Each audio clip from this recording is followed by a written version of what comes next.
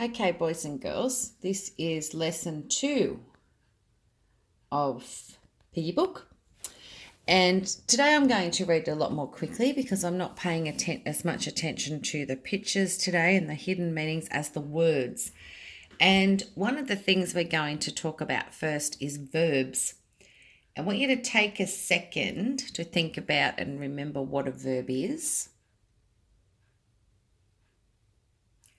And what are some examples? Write some down if you can think of them. Remember, you can always press pause because this is YouTube if you need to go and get something, like pen and paper. Now, there's no one to share your ideas with, but verbs are doing or action words, so things like running, jumping, or even the words you use for saying, like someone said something or cried out or yelled. Anything where you're doing or acting, that an action is happening is a verb. So today as I read the book, I want you to write down every verb that you hear. So you need to listen very carefully. And I won't worry so much about the pictures today, just the words. Mr. Piggott lived with his 2 sons, Simon and Patrick, in a nice house, with a nice garden and a nice car in the nice garage. Inside the house was his wife.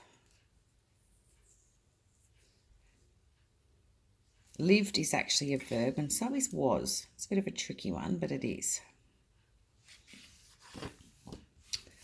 Hurry up with the breakfast, dear, he called every morning before he went off to his very important job.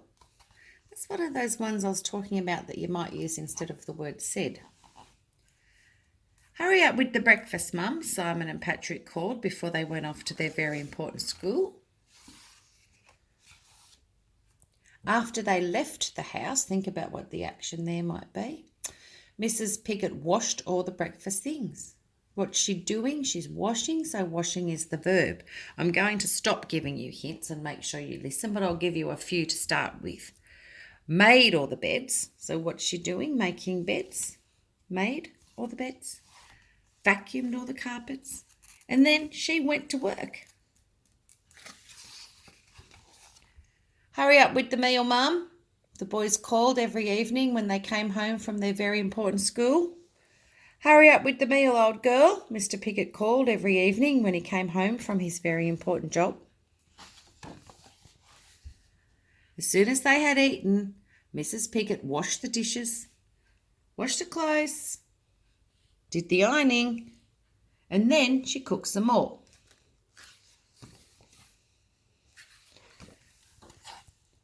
One evening, when the boys got home from school, there was no one to greet them.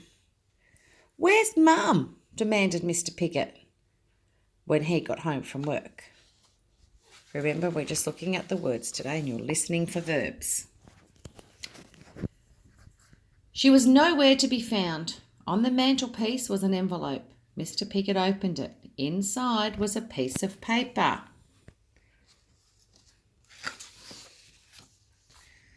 But what shall we do? Said Mr. Piggott. They had to make their own meal. Always think about the action. What are they doing? Once again, they had to make their own meal. It took hours and it was horrible.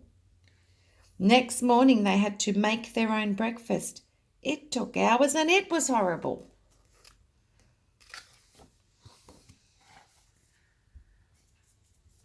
The next day and the next night and the day after that, Mrs. Piggott was still not there. Mr. Piggott, Simon and Patrick tried to look after themselves. They never washed the dishes. They never washed their clothes. Soon the house was like a pigsty.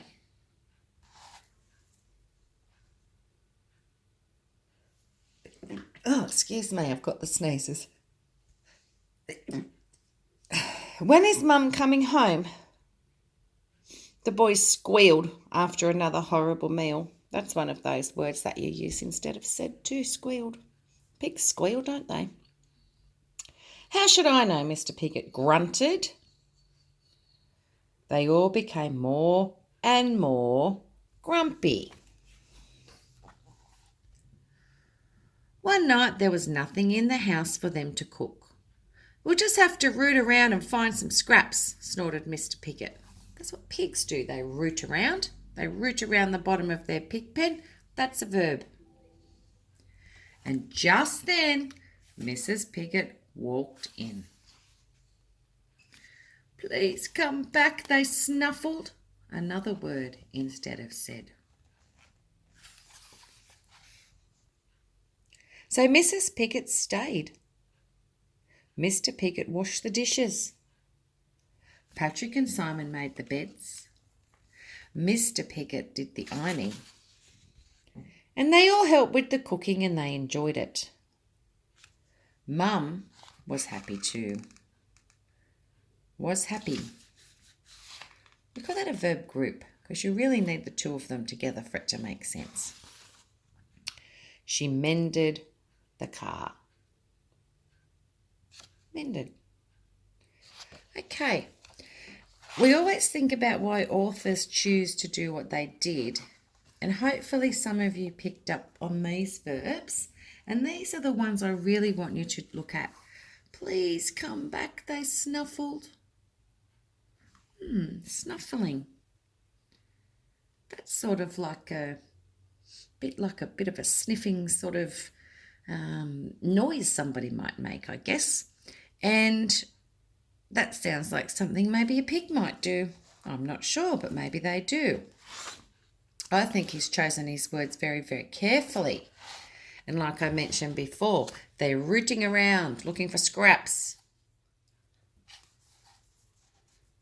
I hope you picked up some of these ones. Mr. Piglet grunted. Pigs grunt.